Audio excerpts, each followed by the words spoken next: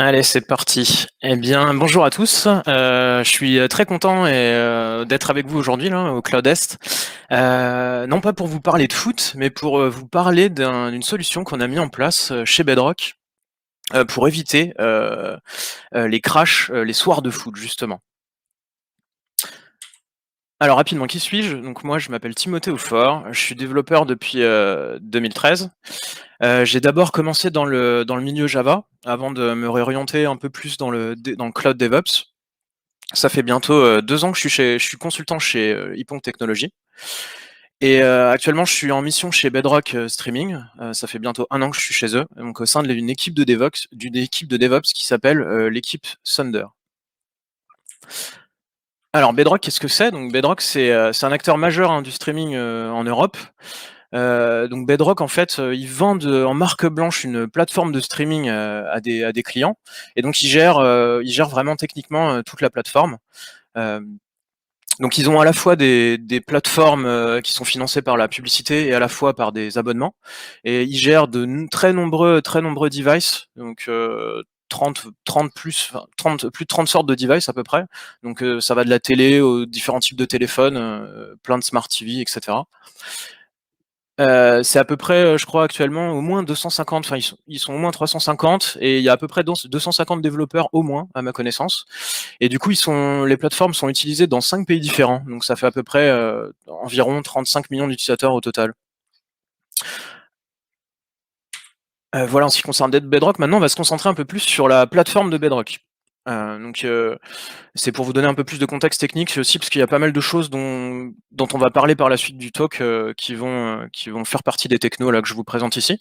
Du coup, la majorité des choses chez Bedrock sont déployées sur AWS.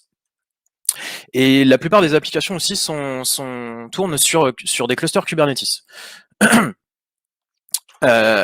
Les applications côté backend vont pour la plupart être développées en PHP, donc tout ça avec du Symfony.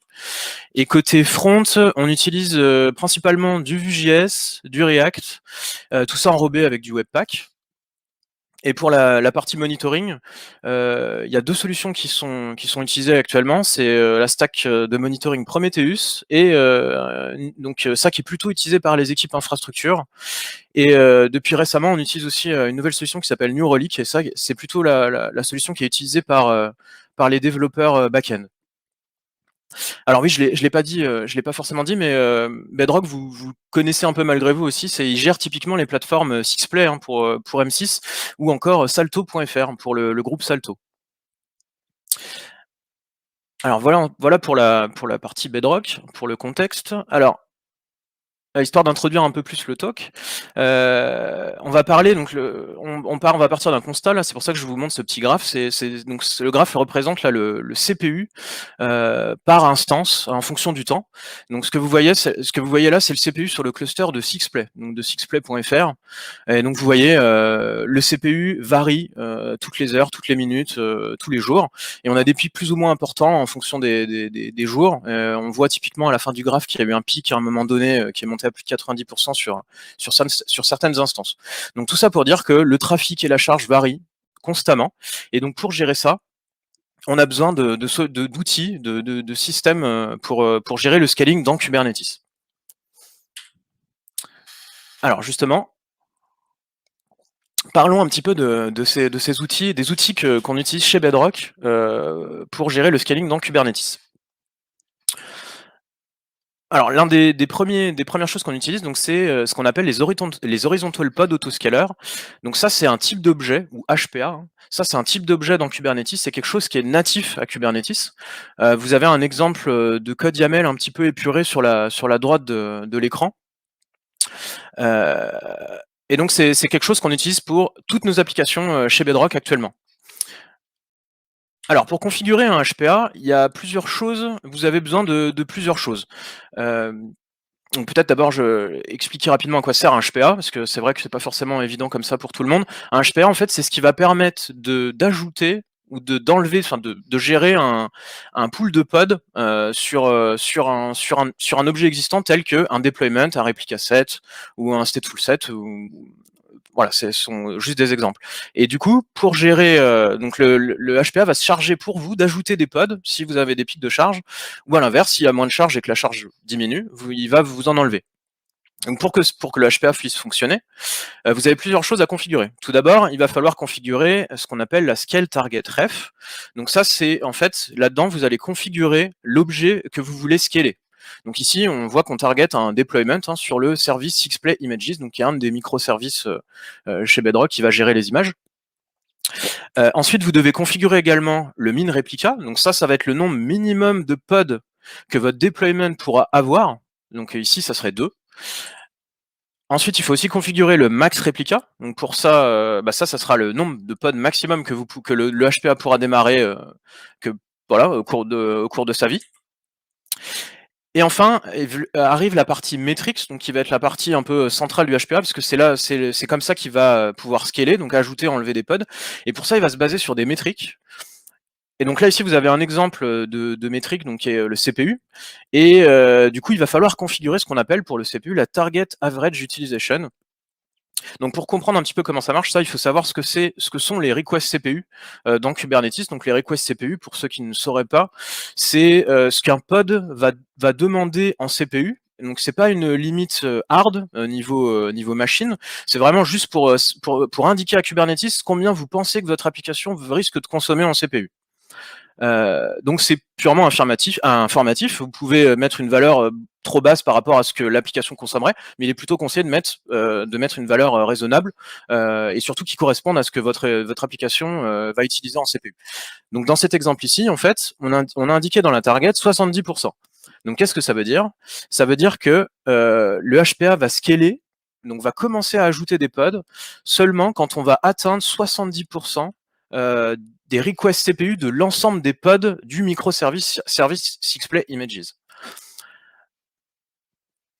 Voilà, donc seulement quand on aura dépassé ces 70%, on va commencer à ajouter des pods.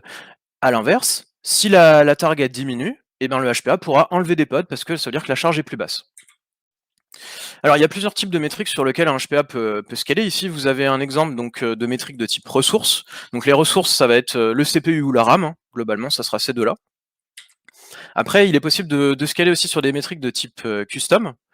Donc ces métriques-là, ça va être des métriques qui sont des métriques liées au cycle de vie de votre application. Chez Bedrock, on en utilise une sur quasiment tous nos HPA. C'est le pourcentage de processus qui sont utilisés dans le pool PHP. Donc quand on dépasse un certain pourcentage du pool utilisé, on va commencer à ajouter des pods. Voilà, un exemple concret de métrique custom. Et après, vous avez enfin les métriques de type external. Et donc celle-ci, ça va être un petit peu différent. Ça va être des métriques qui vont être exposées par quelque chose qui est externe à votre application. Donc ça peut être par exemple, donc ça peut être un service externe comme une base de données, une file de messages, etc. Un exemple concret, ça peut être, on veut scaler en fonction du nombre de messages qu'on va avoir dans une queue, RabbitMQ par exemple. Et du coup, quand on dépasse un certain nombre de messages, eh bien, on va rajouter des pods parce que ces pods vont être chargés d'épiler la queue. Donc, on ne veut pas prendre du retard sur la lecture des messages qui sont dans la queue. Donc voilà. Après, on utilise un autre outil chez Bedrock pour gérer le scaling des clusters qui s'appelle Cluster Autoscaler. Alors, Cluster Autoscaler, eh bien, c'est pas natif à Kubernetes comme les HPA, c'est pas un système qui est inclus dans Kubernetes, il faut le déployer sur votre cluster, c'est un deployment. Et donc lui, il va se charger d'ajuster automatiquement la taille du cluster Kubernetes pour vous. Et ce, en fonction de la charge globalement. Donc ce que vous voyez en dessous, la courbe, c'est l'évolution du nombre de nœuds en fonction du temps, toujours sur le cluster de Sixplay. On voit d'ailleurs vers la fin du graphe qu'il y a eu un soir un peu plus important où on avait beaucoup plus de nœuds que les autres soirs. Et donc globalement, comment il fait Cluster Autoscaler? Lui, en fait, quand les HPA vont démarrer des pods ou vont démarrer des nouveaux pods, et que les pods ne pourront pas être mis sur des nœuds, en fait, Cluster Autoscaler va le voir, et lui, ce qu'il va faire, c'est qu'il va démarrer des nœuds pour pouvoir faire en sorte que ces pods puissent démarrer à leur tour. Donc il va démarrer des nouveaux nœuds pour accueillir ces nouveaux pods, parce que votre charge augmente, et donc voilà, c'est comme ça qu'il va ajouter des nœuds, et à l'inverse, du coup, si la charge diminue, et que les HPA, par exemple, commencent à enlever des pods, Et bien Cluster Autoscaler, lui, il va également voir qu'en fait, il y a des nœuds qui sont sous-utilisés, et du coup, il va se charger de déplacer des pods d'un nœud à un autre, si c'est possible, pour pouvoir enlever des nœuds du cluster, afin de réduire le nombre de nœuds total du cluster. Et enfin, on utilise aussi un autre outil chez Bedrock qui s'appelle l'overprovisioning. Pareil, c'est une solution qui n'est pas native à Kubernetes, c'est quelque chose qu'il faut déployer sur votre cluster. Donc il y a deux composants en fait dans l'overprovisioning. Il y a une première chose qui s'appelle l'overprovisioning deployment ou overprovisioner, et ça c'est un deployment qui va créer des pods vides. Donc des pods de type pause qui vont juste, dont leur but va juste être de bloquer du CPU et de la RAM. Et après il y a un deuxième élément qui arrive qui s'appelle cluster proportional autoscaler, et lui en fait il va se charger d'ajuster le nombre de pods de l'overprovisioner. Alors du coup, comment ça marche? En fait, l'intérêt de ça, c'est d'avoir de la capacité chaude. Donc certes, on va avoir des pods qui ne font rien, mais l'avantage, c'est que du coup, on a des machines qui sont prêtes. Parce que démarrer une instance EC2 sur AWS, ça prend du temps. Lancer tous les systèmes qui sont liés à Kubernetes, ça peut prendre du temps, etc.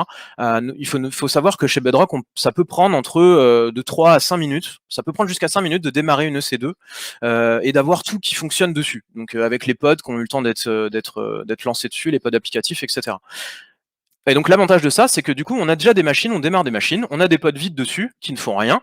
Mais par contre, quand on a besoin de démarrer des pods applicatifs qui, eux, vont être importants pour la vie de notre plateforme, eh bien en fait, les pods vides vont être évictés, donc ils vont être mis de côté, ils vont être supprimés en fait des nœuds, et les pods applicatifs vont les remplacer. Et donc ça, derrière, comment ça marche? On utilise quelque chose dans Kubernetes qui s'appelle les priority classes, et les fameux pods vides, là, ils ont une priority class très basse, alors que nos pods applicatifs, eux, vont avoir une priority class beaucoup plus haute, ce qui fait qu'on va pouvoir se débarrasser des pods vides facilement. C'est Kubernetes qui va gérer ça pour nous en interne. Donc sur la courbe, là, vous voyez que le nombre de pods d'overprovisioning, donc les pods qui ne font rien, là, on les voit évoluer au cours du temps. Donc on voit que la plupart du temps, en journée, on est plutôt à une vingtaine de pods d'overprovisioning. Le soir, on est plutôt autour de 50, 60. Et on voit qu'il y a certains pics, donc un soir un peu plus important que d'autres. Là, c'était un soir de match de foot, justement. Hein. C'est ce qu'on voit depuis le début. On voit qu'il y a un gros pic sur tous les graphes. C'était le 11 octobre. Il y avait un match de foot. Et du coup, on voit qu'on a plus de pods d'overprovisioning. On en avait une centaine.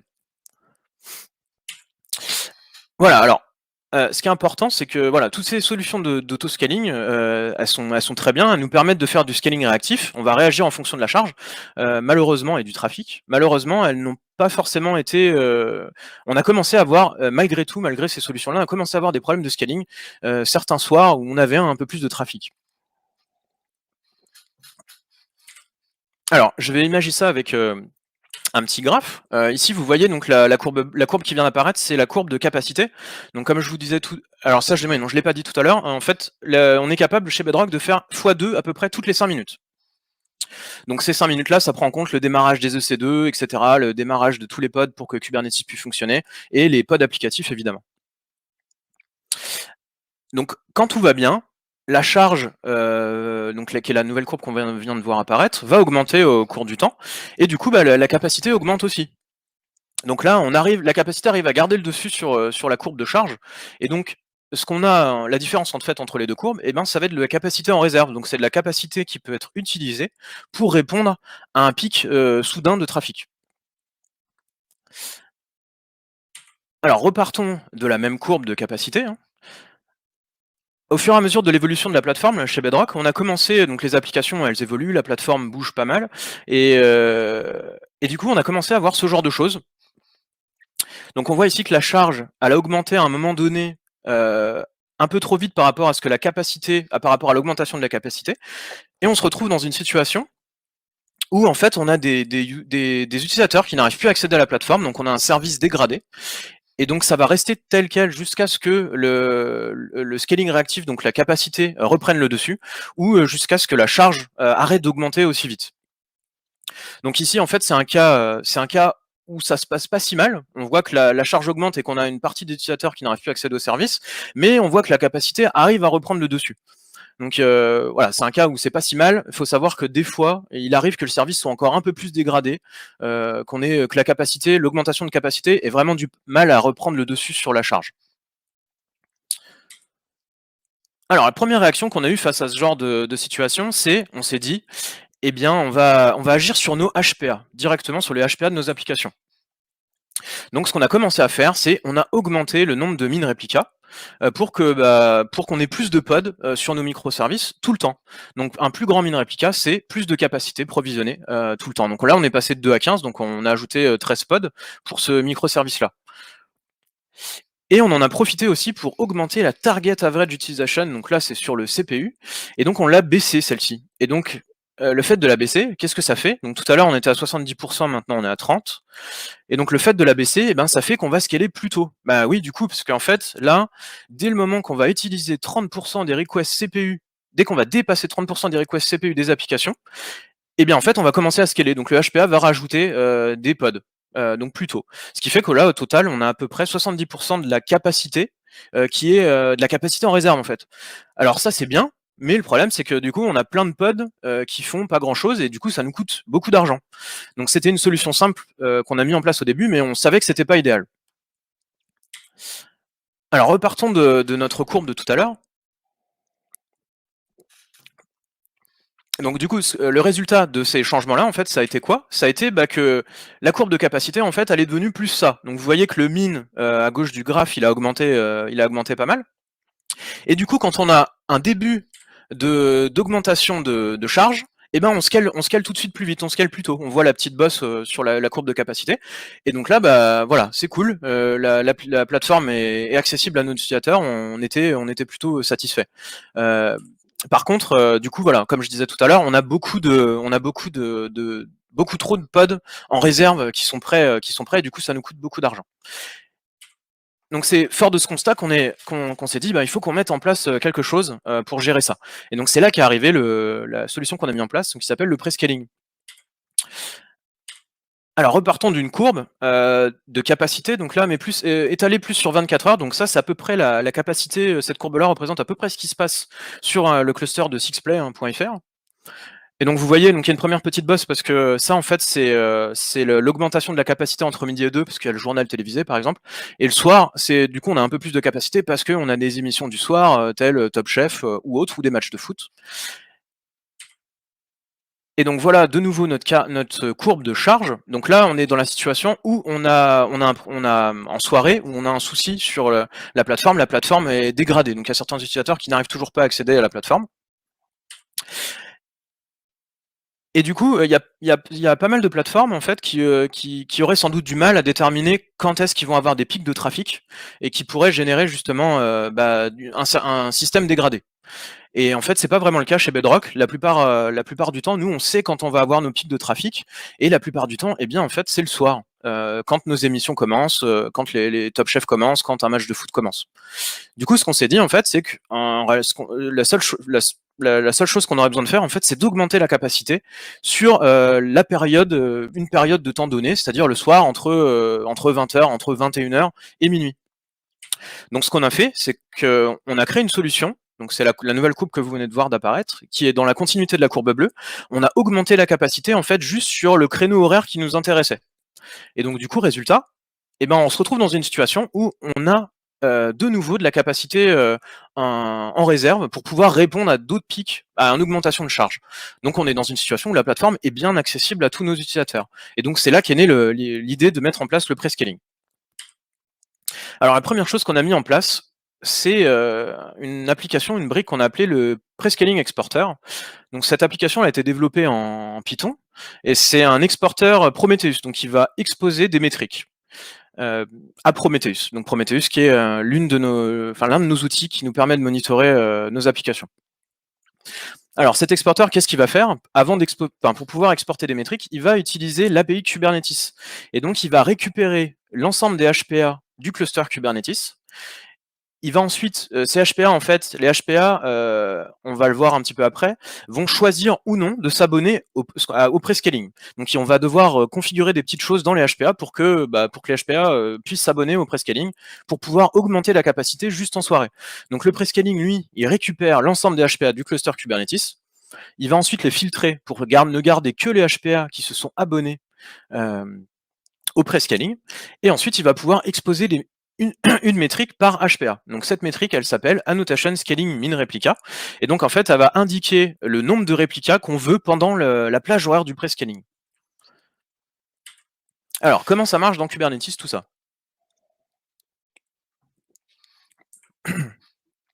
Alors, le prescaling exporter, c'est un pod qui est déployé dans le namespace monitoring via un deployment. Et on a aussi dans le même namespace, on a aussi Prometheus, donc lui qui est un réplica set. Et donc Prometheus, qu'est-ce qu'il va faire?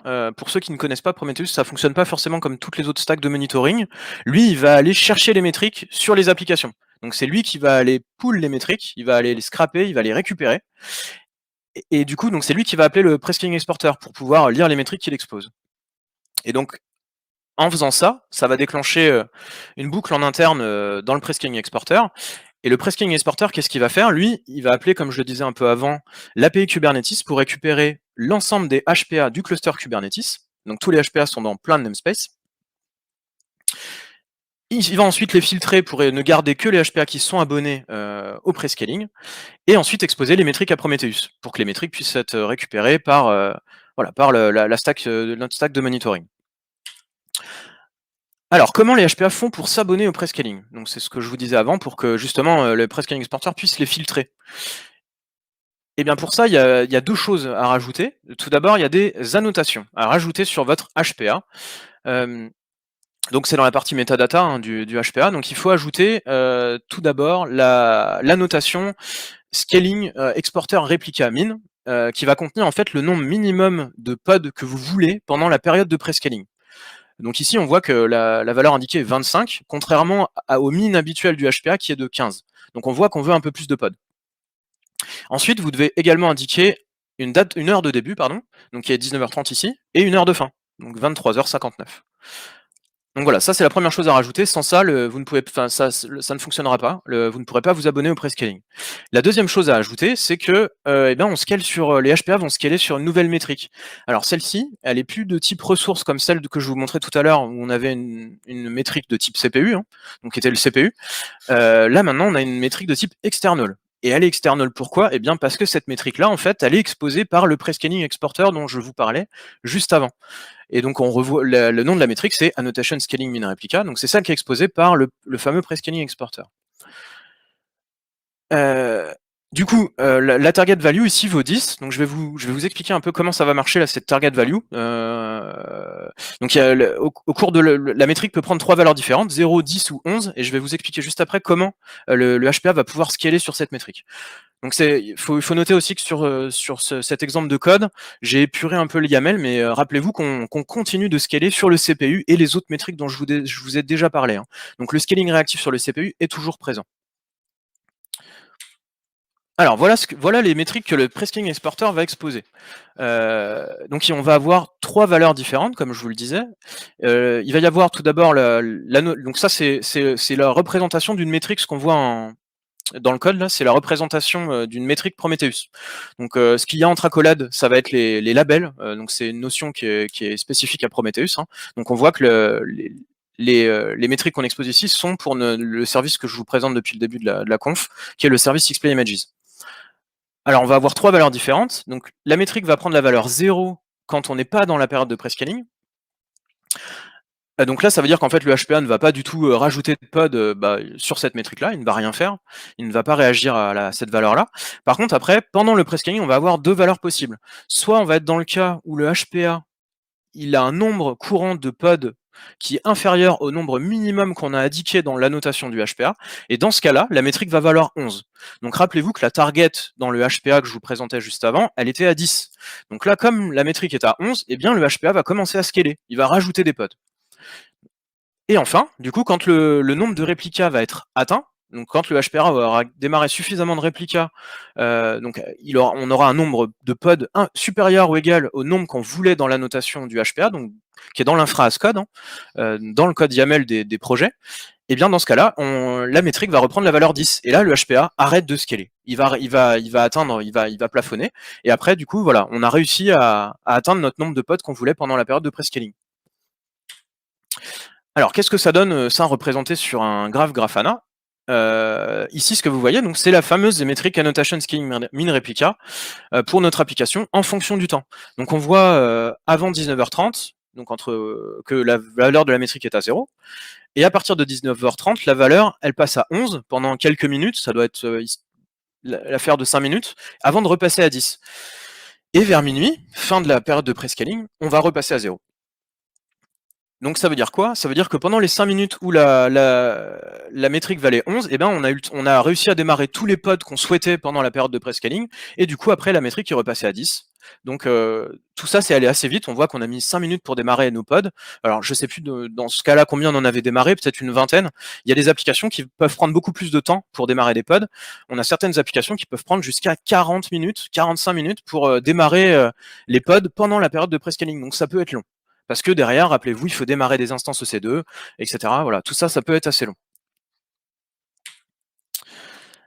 Alors, comment les HPA, donc là, on va laisser de côté un petit peu le Prescaling Exporter, comment je vais vous expliquer comment les HPA font pour scaler justement sur la métrique, la nouvelle métrique, la Annotation Scaling Min Replica. Donc pour ça vont intervenir deux nouvelles applications dont on n'a pas encore parlé. Donc il y en a une qui s'appelle le Prometheus Adapter, qui fait partie de la stack Prometheus, hein, quelque chose qu'on déploie sur le cluster Kubernetes, et le Metric Server, qui est dans le namespace kubesystem. Alors, le Prometheus Adapter, lui, il va requêter Prometheus pour récupérer les métriques qu'a enregistré Prometheus. Donc il va notamment récupérer la fameuse métrique qui vient du Prescaling Exporter, et il va convertir ça en métrique de type external ou custom, en fonction des métriques qu'il a récupérées. Donc dans notre cas, nous, ça sera une métrique external. Et cette métrique external, elle va être exposée pour être utilisée par les HPA. Et donc les HPA, eux, qu'est-ce qu'ils vont faire? Ils vont requêter le Prometheus Adapter pour récupérer les métriques external, et ensuite, ça va leur permettre de scaler, d'ajouter des pods ou d'en enlever, en fonction de la valeur de la métrique. Et donc tout ça, c'est géré en interne dans Kubernetes par quelque chose qui s'appelle le HPA Controller.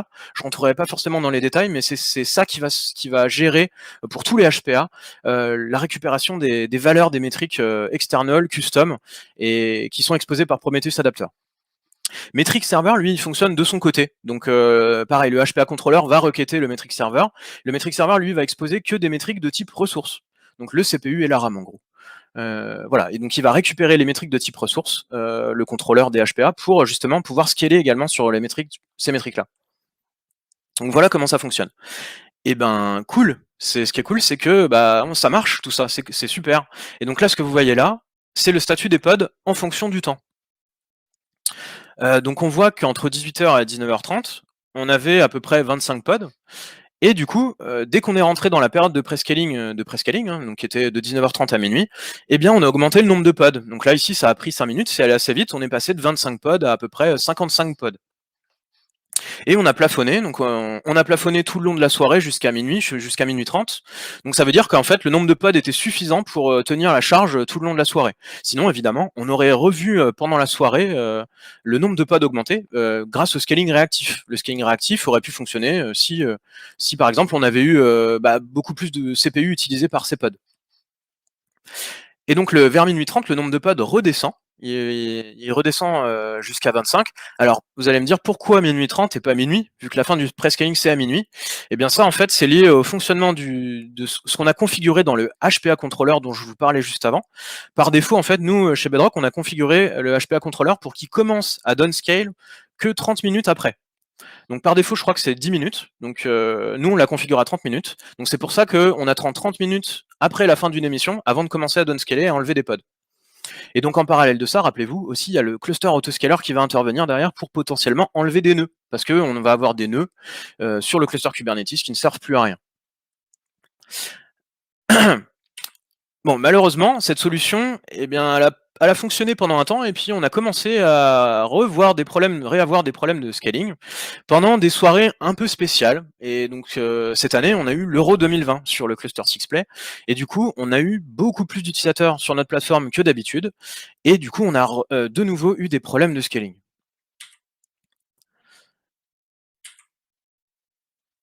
Alors, ici, ce que vous voyez, repartons sur un petit graphe, ce que vous voyez, c'est la capacité qui augmente pour une application, et du coup, avec le prescaling qui est activé.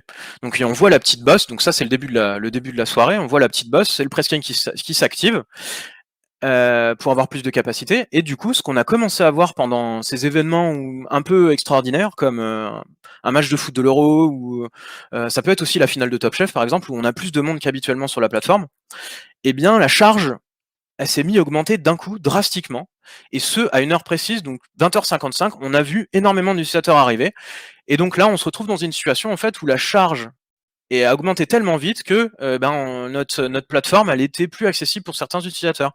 Donc on se retrouve avec beaucoup d'utilisateurs qui n'arrivent plus à accéder malheureusement à la plateforme, et on a un système, donc un système dégradé. Voilà, donc fort de ce constat, on s'est dit, il faut qu'on fasse quelque chose pour gérer ces fameux événements spéciaux, parce que clairement, notre prescaling est plus suffisant. Et donc là, on a décidé d'ajouter une nouvelle brique dans le prescaling qu'on a appelé le prescaling API. Et donc lui, c'est un serveur de gestion d'événements spéciaux. Ces fameux événements spéciaux, on va les stocker dans DynamoDB, donc qui est le back-end de notre application. Donc DynamoDB, c'est un service de stockage NoSQL serverless, hein, donc stockage clé-valeur. Cette application-là, on l'a développée en Python et elle est basée principalement sur FastAPI, donc il y a une implémentation d'OpenAPI. Donc pour ceux qui connaissent, ça s'appelait anciennement Swagger. Donc concrètement, un événement spécial, comment ça va se présenter? Vous en avez un exemple en bas du slide. On va revoir des choses qui vous parlent un petit peu, parce que en fait, on va avoir un start time, un end time. Ça ressemble un petit peu à ce qu'on avait tout à l'heure dans l'infra as code des HPA, dans les annotations du HPA. Donc voilà, on voit ces deux choses-là qui réapparaissent. On voit aussi une date, donc avec l'année, mois et le jour. Donc une heure de début, une heure de fin. Donc là, ce qui est intéressant de noter sur l'heure de début et l'heure de fin, c'est que, potentiellement, c'est pas forcément en soirée. Donc là, on peut avoir un événement spécial en pleine journée. Et c'est exactement ce qui nous est arrivé pendant l'Euro. On avait des matchs, des fois, en plein après-midi. Donc il fallait qu'on puisse activer le prescaling à n'importe quelle heure, en fait. Et ce pour surcharger la configuration qu'on avait mis dans notre infra as code. Et donc arrive après une autre chose importante dans les événements spéciaux, c'est le multiplicateur. Donc le multiplicateur, on voulait quelque chose de très simple et qui soit compréhensible par des gens non techniques. Donc on s'est dit, en fait, ce qu'il faut, c'est que, parce que l'idée de cette application-là, c'était de plus tard potentiellement la mettre à disposition de nos clients, pour que nos clients puissent les utiliser directement, puissent utiliser le prescaling API directement. Et donc on s'est dit, notre client, il sait si en fait il attend 2 fois plus, 3 fois plus, 4 fois plus d'utilisateurs que d'habitude pour un événement spécial. Donc on s'est dit, on va mettre un multiplicateur. Donc ce multiplicateur, il va représenter le nombre d'utilisateurs en plus, la charge en plus qu'on attend pour cet événement spécial. Donc ici, ça serait une charge x5 en fait, par rapport à un événement habituel. Et donc ces événements-là, on leur met aussi un petit nom. C'est juste pour qu'on puisse tracer à quel événement correspond notre événement spécial. Ici, c'était pendant l'Euro 2020, donc un match de foot entre la Suisse et la Turquie. Donc voilà à quoi ressemble l'IHM du Prescaling API. Donc c'est un Swagger. Et donc cet IHM, en fait, actuellement, c'est les développeurs qui l'utilisent. Donc c'est nous, équipe DevOps, qui l'utilisons, et c'est nous qui allons enregistrer des événements spéciaux dans DynamoDB quand on sait qu'il va y avoir des événements sur nos plateformes. Alors, comment ça marche dans Kubernetes avec le Prescaling API? Eh bien, on a refactoré un peu la façon dont fonctionne le Prescaling Exporter, évidemment. Le prescaling API, c'est un pod aussi, qui est déployé dans le namespace monitoring. Et donc le prescaling exporter, la première chose qu'il va faire maintenant, c'est appeler le prescaling API pour savoir en fait s'il y a un événement spécial en cours. Donc le prescaling API, lui, va lui renvoyer l'événement spécial qui est en cours, ou il lui renvoie rien du tout. Et ensuite, on repart sur le même fonctionnement que précédemment, c'est-à-dire que le prescaling exporter, il va appeler l'API Kubernetes pour récupérer l'ensemble des HPA Kubernetes. Et ensuite, ça va changer un petit peu le fonctionnement là. Donc il va filtrer d'abord, évidemment, ça y est toujours, les HPA qui ne sont pas abonnés au prescaling. Et donc après, il va fusionner les informations des HPA qui sont abonnés au prescaling, avec les fameuses annotations qu'on a vues un peu plus tôt, et il va fusionner ça avec les informations de l'événement spécial. Donc ça va permettre de surcharger l'heure de début, l'heure de fin, et également la quantité de pods qu'on veut, avec le fameux multiplicateur dont on a parlé un petit peu avant. Et donc, voilà, histoire d'imager un peu plus comment fonctionne le multiplicateur, eh bien le multiplicateur, en fait, quand vous êtes lors d'un événement spécial, en fait, le nombre de pods que vous allez demander pour votre HPA, ça va être ce que vous avez indiqué dans l'infra code, donc ce qu'il y a dans la notation, ici 25, fois le fameux multiplicateur qui vient de DynamoDB, donc fois 5. Donc ici, par exemple, on aurait 125 pods, plutôt que 25 habituellement pendant une soirée classique. Eh bien, ça semble pas mal tout ça, ça marche plutôt bien. Ici, on voit que pendant une soirée spéciale, justement, donc c'était pendant une soirée où on avait un match de foot un peu extraordinaire. On voit qu'à partir de 19h30, le prescaling se déclenche et là, on passe de 25 pods à 125 pods, donc on a fait x5 à peu près. Par contre, vous voyez, là, on a mis beaucoup plus de temps à démarrer tous ces pods. On a mis quasiment 45 minutes. Et bah oui, démarrer plus de 100 pods, une centaine de pods, ça prend du temps. Il faut démarrer des VM, tout ça. C'est long. Et je vous ai mis en pointillé, j'ai indiqué la valeur du nombre de pods qu'on aurait eu si on avait été dans une soirée classique. Donc c'est le prescaling, voilà, c'est le prescaling qui est tel qu'il est défini dans l'infra code, où on serait monté à peu près à 50 pods. Alors, le prescaling, ça a eu plusieurs conséquences sur notre infrastructure. Tout d'abord, on a eu des problèmes de stabilité qui ont commencé à se produire sur la stack Prometheus. Et donc ces problèmes de stabilité, ils sont surtout arrivés quand on a eu mis en place le prescaling API. Et donc on a commencé à voir des alertes dans Slack qui ressemblent à celles que vous voyez là, où justement l'opérateur Prometheus était KO sur le cluster de Sixplay. Et donc pourquoi en fait ça arrivait? Tout simplement parce que on avait énormément de pods pendant nos soirées spéciales. Et évidemment, Prometheus, lui, il va récupérer les métriques auprès de ses pods pour vérifier leur santé, etc. Et du coup, en fait, on a augmenté de facto la cardinalité du nombre, le nombre de métriques que Prometheus récupérait. Et du coup, d'un coup, en fait, Prometheus s'est mis à avoir trop de métriques, et du coup, il n'arrivait plus à les enregistrer. Donc voilà pourquoi il se cassait la figure. Donc on a dû mener un chantier pour commencer un peu à filtrer les métriques qu'on n'utilisait pas, ou pour diminuer le nombre de métriques, afin de stabiliser la stack Prometheus. On a eu un autre souci, donc qui était lié celui-ci à notre ingress controller. Et en fait, c'est que pendant nos soirées spéciales, comme on avait beaucoup plus de pods, notre ingress controller, il avait beaucoup plus de pods, lui, en arrière-plan à gérer. Donc l'ingress controller, je rappelle, c'est le point d'entrée dans notre cluster Kubernetes. C'est celui-ci qui va gérer les requêtes des clients qui arrivent sur le cluster. Et donc l'erreur qu'on a fait, en fait, c'est que notre ingress controller, lui, il avait toujours du scaling réactif, mais on n'avait pas activé le prescaling sur lui. Donc ce qui s'est passé, c'est qu'il réagissait, on ajoutait des pods d'ingress controller sur le CPU et sur plein de métriques, mais malheureusement, c'était pas suffisant pour qu'il scale assez vite. Du coup, pareil, des fois, on perdait des requêtes, il y avait des utilisateurs qui étaient plus satisfaits. Donc ce qu'on a fait, c'est qu'on a activé tout bêtement le prescaling sur notre ingress controller pour augmenter le nombre de pods, de cette application, pendant les périodes de prescaling. Alors, il y a une chose dont on n'a pas du tout parlé encore, c'est comment on fait du coup, c'est bien beau tout ça d'augmenter le nombre de pods sur nos applications, mais nos applications aujourd'hui, elles sont dépendantes de plein de services externes. Et bien sûr, prescaler des services externes, c'est un autre défi. Évidemment, si vous êtes dépendant d'un service externe comme une base de données SQL, donc ça peut être une instance RDS, un moteur de recherche Elasticsearch ou un cache, si vous augmentez le nombre de pods qui vont utiliser ces services-là, potentiellement vous avez des risques de saturer les services. Et c'est exactement ce qui nous est arrivé, en fait. On a réussi à saturer, donc c'est ce que vous voyez sur le graphe. On a atteint un espèce de palier, donc au-dessus de 60 000. Donc ça, c'est un graphe qui vient des métriques de Redis. C'est les current connections sur les nœuds Redis. Donc sur l'un de nos clusters Redis, on a réussi à atteindre le max du nombre de connexions par nœud.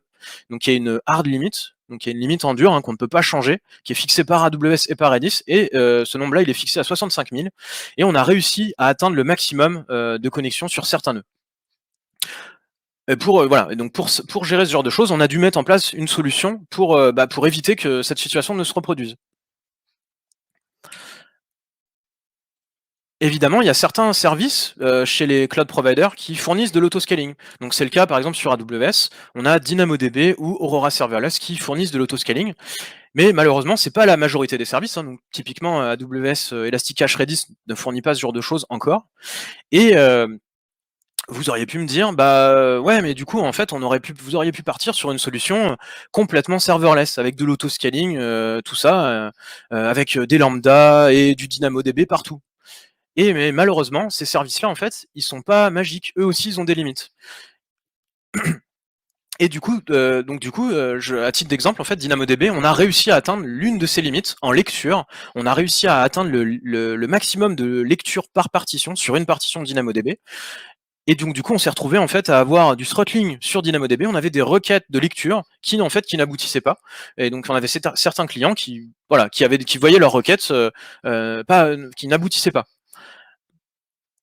Donc voilà, de toute façon, si on était parti sur ce genre de solution, on aurait dû, quoi qu'il arrive, mettre en place une solution équivalente à ce qu'on a fait sur Kubernetes avec le prescaling. Il y a une autre chose qui est importante aussi qu'il faut se rappeler, on en a parlé un petit peu, c'est le temps nécessaire en fait avec le prescaling pour l'upscale et le downscale. Et ben ce temps, il est pas neutre. On a vu que ça pouvait aller de 5 minutes à 45 minutes en fonction du nombre de pods qu'on veut démarrer. Évidemment, si vous avez une plateforme sur laquelle vous avez des pics de charge un petit peu aléatoires, ça peut être toutes les 30 minutes par exemple, eh bien dans ce cas-là, le prescaling ne sera pas une solution à ce genre de pic de charge. Voilà, donc ça ne répond pas encore à toutes les problématiques. Alors pour terminer, donc une petite comptine sur le scaling. Donc ce dont il faut se rappeler suite à cette conférence, c'est que, eh bien le scaling réactif chez Bedrock, il répond toujours à la plupart des besoins. Donc on est toujours capable de faire x2 toutes les 5 minutes dans Kubernetes. Évidemment, le prescaling, donc la solution qu'on a mis en place, dont je vous parle depuis le début, eh bien, il permet aux applications critiques d'encaisser des pics de charge soudains, mais bien sûr prévus, parce qu'on sait quand on va avoir nos pics de charge sur notre plateforme. Et évidemment, la gestion des événements spéciaux, a permis de gérer des cas vraiment extrêmes. Donc pendant des matchs de foot un peu exceptionnels, ou la finale de Top Chef, ou d'autres événements évidemment. Alors, quelle va être la suite du prescaling? Eh bien, la première chose qu'on va faire déjà, c'est open sourcer ce qu'on a mis en place. Là, les 2 applications dont je vous ai parlé, les 2 applications Python, on va les open sourcer, pour pouvoir, parce qu'on pense qu'il y a pas mal d'entreprises, sans doute plein de gens qui pourraient bénéficier de notre expérience là-dessus, et qui auraient intérêt à l'utiliser, pour pouvoir gérer des pics de charge. Ensuite, il y a un truc dont j'ai pas forcément parlé encore, c'est la gestion des fuseaux horaires. Actuellement, on ne gère qu'un seul fuseau horaire, qui est celui de Paris, parce que la plupart de nos plateformes sont à Paris. Et du coup, il faudra sans doute qu'on refactor un petit peu le fonctionnement du prescaling, soit pour utiliser des timestamps plutôt que des heures, on n'est pas encore sûr de comment on va faire, soit gérer plusieurs fuseaux horaires. Et enfin, l'un de nos objectifs aussi finaux, c'est d'essayer d'encourager nos clients à utiliser le Prescaling API. C'est ce que je vous disais tout à l'heure, en fait, actuellement, c'est les équipes de DevOps qui utilisent le Prescaling API, et nous, ce qu'on aimerait, c'est que ce soit nos clients qui l'utilisent, parce que, nos clients, ils savent quand ils vont avoir des soirées un peu spéciales, et en plus, l'avantage du Prescaling API, c'est qu'il est simple à utiliser. On a un multiplicateur, ça peut parler, à nos clients. x2, x3, x4, x5. Ils vont comprendre. Ça, c'est quelque chose d'assez simple. Eh bien, ça y est, c'est terminé. Je vais me mettre à votre disposition pour répondre maintenant à vos questions, faire un petit tour dans le chat, voir si j'ai eu des questions. Et j'espère que la présentation vous aura plu.